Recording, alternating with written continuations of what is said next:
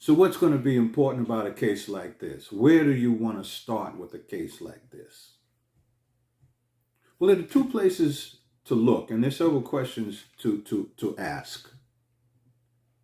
So one of the questions is, as I understand it, she was in a hotel. And that hotel, I don't remember the exact distance, but it wasn't a long drive from the hotel to the entertainment center, and the entertainment center was called Cover Girls.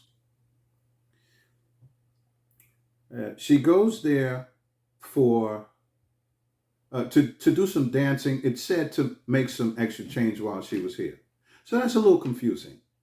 If you are coming to Houston for a visit, my presumption would be the visit is not really going to be that long, maybe a couple of weeks, maybe a little better than a couple of weeks, but not really that long.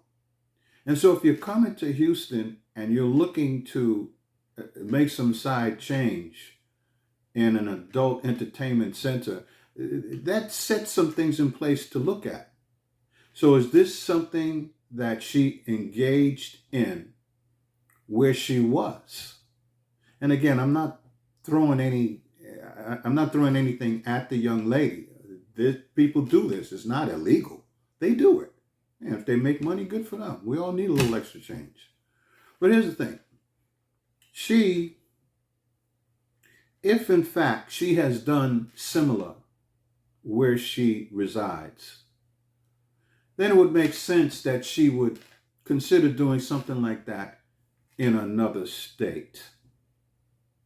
What's also interesting is, how does she even know where to go to do this, except perhaps Googling or something along those lines? But it's not safe to just simply go to a place from a Google.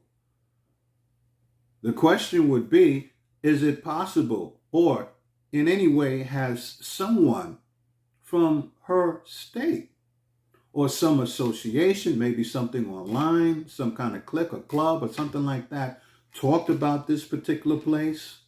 Maybe they pay a little better than some other place.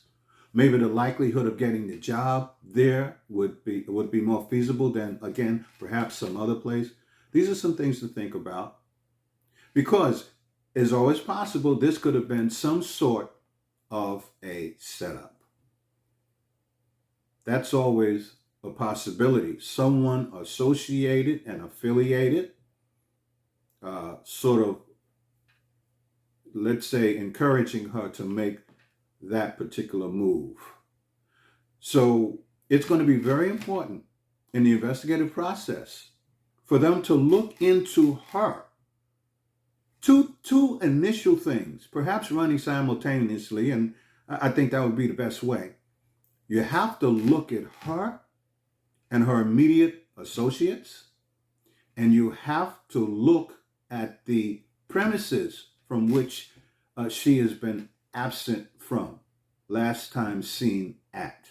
You have to look at the premises. The premises, as I understand, does have somewhat of a reputation, alleged, associated with sex trafficking.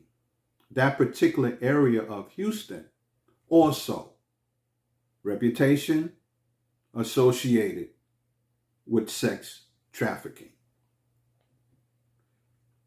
So now what's also interesting to me when they talk about cameras, the attorney for the Cover Girls, in one or more interviews, indicated that she may have come into Cover Girls. There's an application process. There's no paperwork that shows that she was there for that purpose. He does say that. What he also says is he had mentioned that there were no outside cameras. Contrary to that, in an interview conducted right across the street from the premises, the father and some other community associates made mention that there were outside, well, the words used was, it is understood that there are outside cameras, if I remember correctly. So there wasn't a direct statement that there are in fact. So the word was understood, which implies there's some degree of uncertainty. But listen, if the place is right across the street, it's easy enough to see. All you have to do is walk the premises. The outside is certainly open to the public. You see? So that was another thing that came about. What was also said was that when she left the premises, she was waiting for an Uber, and some patron offered her a ride. So my question is, well, how do you know that? Who told you that? And if in fact someone has made that clear, and that person is a patron, he may have been a regular patron. Certainly, there's video that would show that. Or somebody perhaps saw or heard the two individuals talking, and perhaps that came about. But that's important because that person may be able to provide a description of the person, a description of the vehicle, certainly some degree of perhaps the conversation. So that's important. Of course, the video inside of the premises. Now, what I also understand, I hope I'm not talking too fast, just checking myself. What I also understand is while at some point, the police were a little slow on this. The family is certainly complaining about the police response to this. The video within the premises, as I understood it, was not initially, the father was not initially allowed to look at that. That was kind of held at bay for some period of time. Now, what the police will do sometimes with situations like that, they don't want to create a situation where, let's say the father's looking at something and the father has a suspicion about a particular person and certainly tried to seek that person out, and there's a confrontation, perhaps even a fatal confrontation. So that's one of the reasons why the police may not do something like that initially. However, what they do, because listen, no one knows his daughter's look better than he. So it's certainly to the police advantage to have him clearly identify this is the daughter. You don't know what the lighting was like on the inside of the premises. And as we move forward, the other thing is, again, what the police will do, they will take a picture of whoever they think is the daughter. They will show that still as opposed to the entire video until they're absolutely comfortable with presenting the entire video. And certainly that's a part of, you don't want too much information out there because the person's responsible for whatever happened to her will generally be alerted. And of course, they'll find other ways to hide themselves and to hide whatever it is they may have done. So that's certainly something to think about. Moving on, and what is also to be considered is how long was she actually at the CoverGirl's adult entertainment center? Did she actually sit down and have a couple of drinks? If so, who were the persons she may or may not have had drinks with? That's certainly something important. The CoverGirl's staff, members, employees, I should say, in a conversation with, I believe, the private investigator, indicated that there was a young lady that came in. The application, there was no application.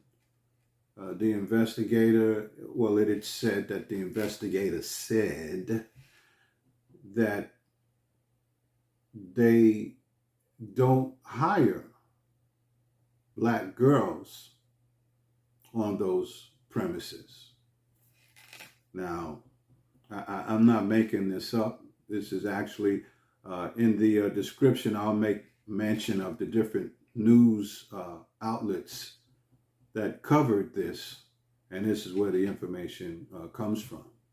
And while I'm at it, I'd like to also shout out Shero's Nation. I hope I got this right. Shero's Nation. She does a brilliant job in laying out many of the particulars, some of which I may not have covered, at least to her extent. A brilliant job.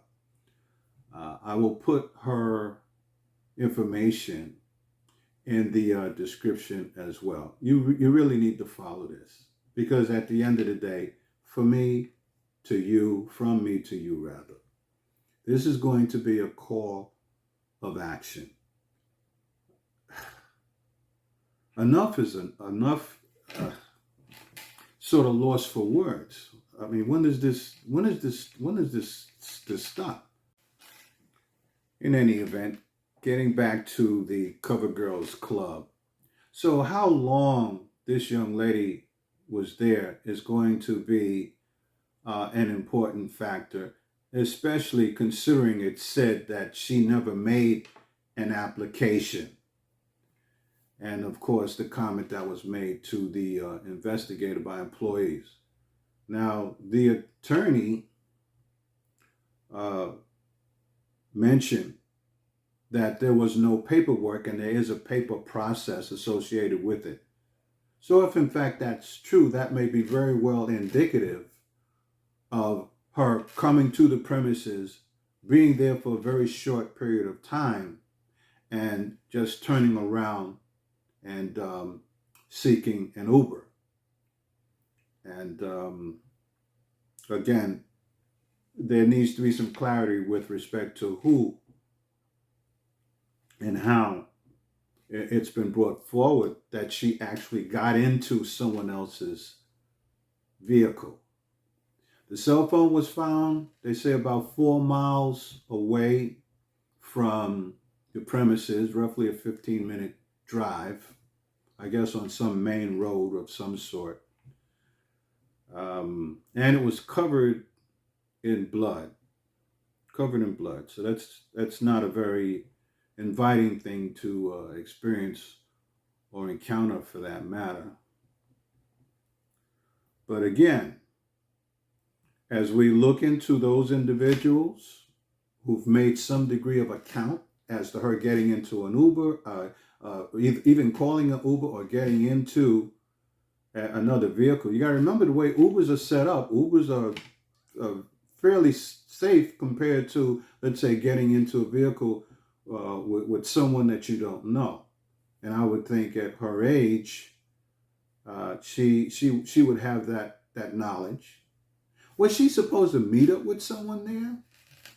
I don't know. That might be a stretch. But it's interesting to me that she would go somewhere like that alone if she had not had some prior information from someone who was leading her in that direction. And maybe at this point, they say the police haven't really put much out. However, the father has finally began to feel a little better with the police response. And apparently they've told him some things. And I think much of what I'm already talking about, they probably discussed with him. Thanks for watching. Felicia, everyone's looking for you. Keep the faith and stand tall. Part 3 out soon. Subscribe. Click the notification bell.